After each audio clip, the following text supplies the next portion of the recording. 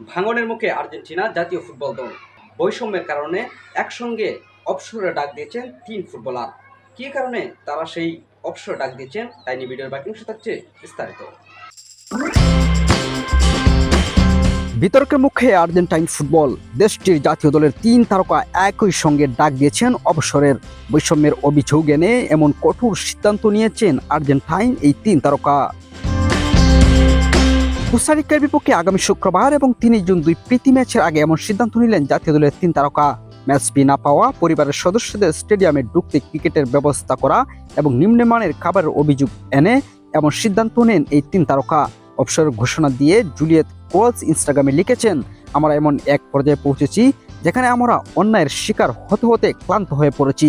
কেউ মূল্যায়ন করছে না, কারো কানে আমাদের কথা যাচ্ছে না, আর সবচেয়ে বড় কথা, অপমানিত হচ্ছি।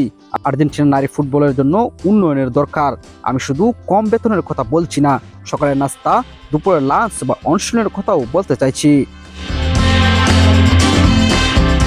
ঘুষ এবং বেনিসেসের অভিযোগ, জাতীয় দলের ট্রেনিং চলাকালে তাদেরকে একটি মাত্র হ্যাম, চিজ, স্যান্ডউইচ আর খোলা দেওয়া হয়েছে। খেলোয়াড়রা মনে করেন হাই পারফরমেন্স অ্যাথলেটদের জন্য এমন খাবার খুবই অপ্রতুল।